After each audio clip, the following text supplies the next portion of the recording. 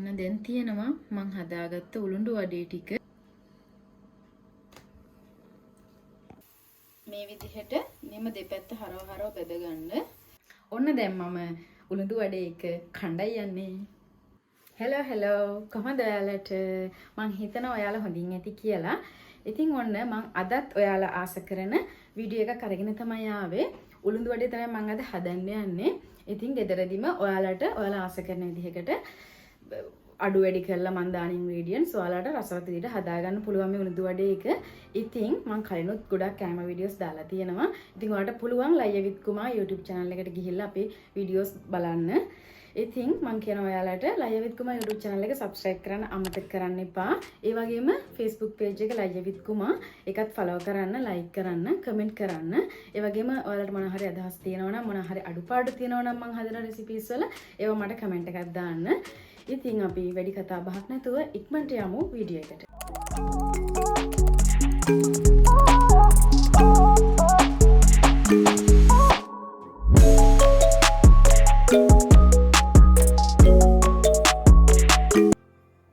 හරි දැන් මට මේක හදන්න ඕන කරලා තියෙනවා උඳු පිටි ග්‍රෑම් 200ක්.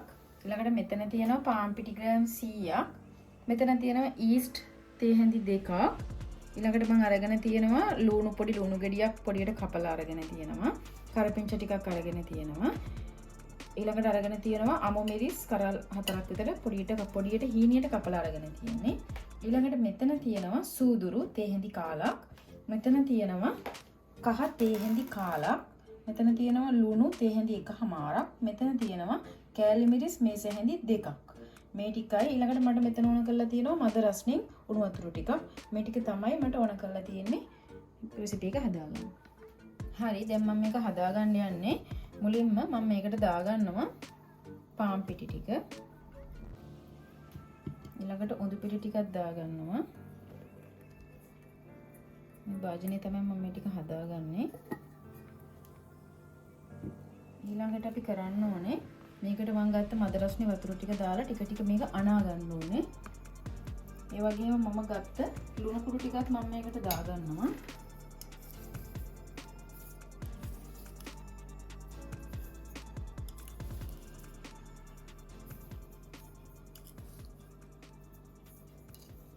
හරි අපි දැන් මේක අනාගමු වතුර ටික දාලා.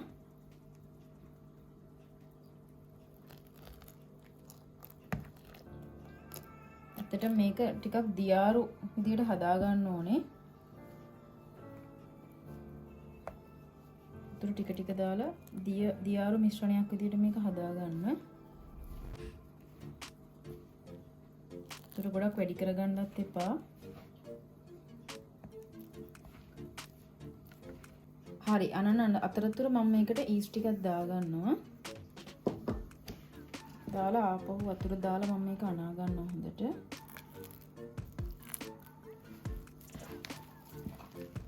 ඊට පස්සේ මම මේක දැන් ටිකක් අනලා ඉවරයි. ඊළඟට මම දාගන්නවා මගේ කෑලි මිරිස් ටිකයි ලුණු ටික කෑලි මිරිස් ටිකයි කහ ටිකයි දාගන්නවා. කෑලි මිරිස් ටිකයි කහ ටිකයි දාගන්නවා. ඊළඟට සූදුරු ටිකක් දාගන්නවා. ඊළඟට කපපු අමු මිරිස් කරපිංච ලුණු ඔක්කොම දාගන්නවා.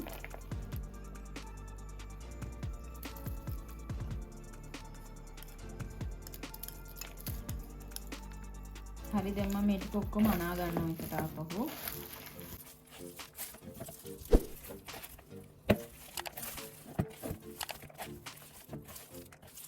හරි දැන් මේ තියෙන මම අනාගත්ත ඩෝ එක මේක ඔයාලට පේනවා ඇති මේ අතේ ඇලෙන ගානට තියාගන්න මේක.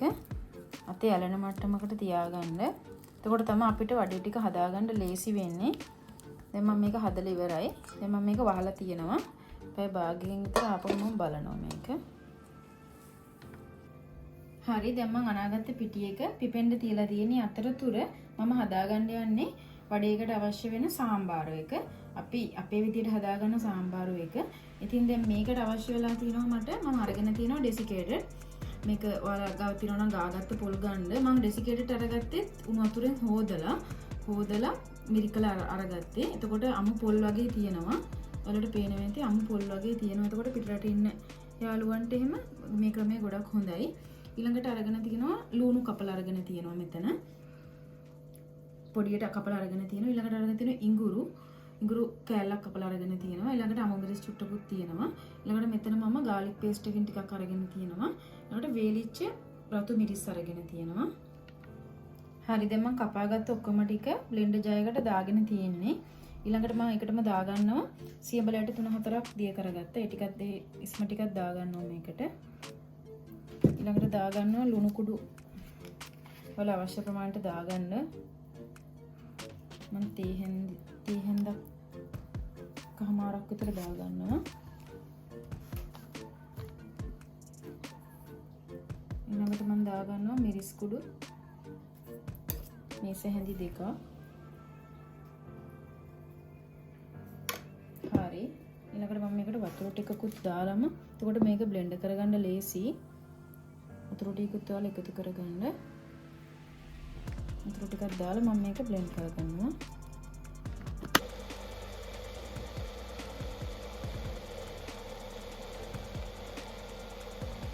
හරි බ්ලෙන්ඩ් කරගෙන ඉවරයි. මේ තියෙන මම බ්ලෙන්ඩ් කරගත්ත එක සම්බාර එක මේ තියෙන්නේ ලස්සනට පාටත් එක්ක හොඳට තියෙනවා. මේ වෙලාවේ ලුණු එහෙම බලන්න ලුණු ඇතිද කියලා. මේ තියෙන හදාගත්ත සම්බාර එක. ඊළඟට පේනවා ඇති මම මුලින්ම මේක අත අල්ලතුරේ මේ විදිහට තෙමා ගන්නවා. මේ බෝල හදා ගන්න කලින් ඊළඟට මම මේ විදිහේ පොඩි බෝලයක් අරගෙන මේ විදිහට මේ අතත් තෙමාගෙන මේ විදිහට රවුම් කරගන්නවා. පේන විදිහට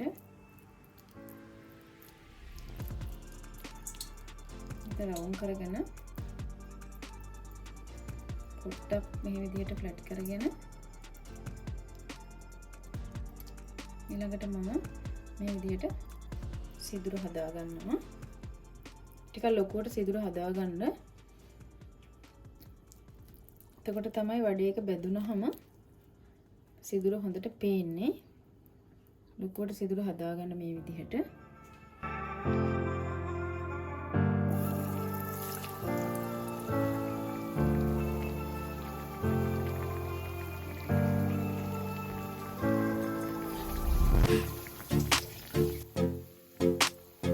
හරි දැන් තෙල් එක රත් වෙලා තියෙන්නේ. එක වඩේකකුත් බෙදෙනවා. ඉතින් මම දැන් මේක මේ විදිහට අතේ තියාගෙන පරිස්සමට තෙල් එකට මේ විදිහට දාගන්නවා.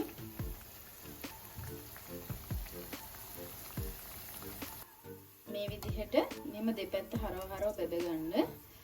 රන්වන් පාට වෙනකන් ගෝල් කලර් එකක් එනකන් මේ විදිහට බෙද ගන්න. ගොඩක් ගින්දර වැඩි කරගන්නත් එපා. සාමාන්‍ය මට්ටමේ තියාගෙන මේ විදිහට බෙද ගන්න. මම හිතන්නේ දැන් මේක හරි පාටට ඇවිල්ලා තියෙන්නේ.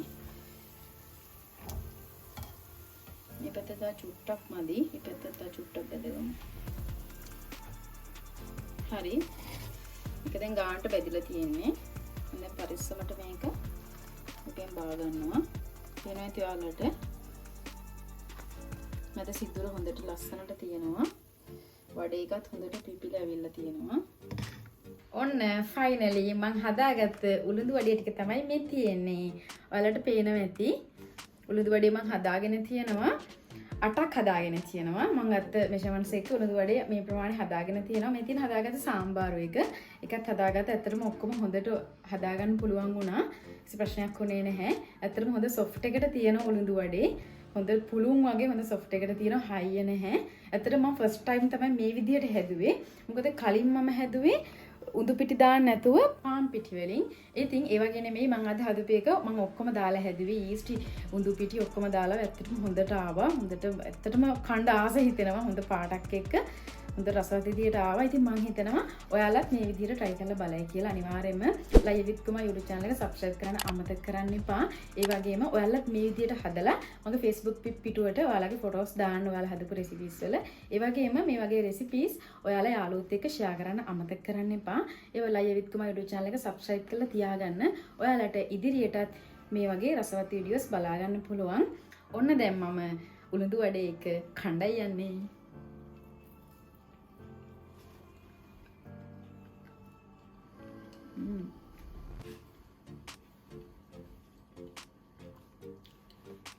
අන්තරම රසයි ගොඩක් රසයි මේ සාම්බාරු එකත් එක්ක කනකොට ගොඩක් රසයි.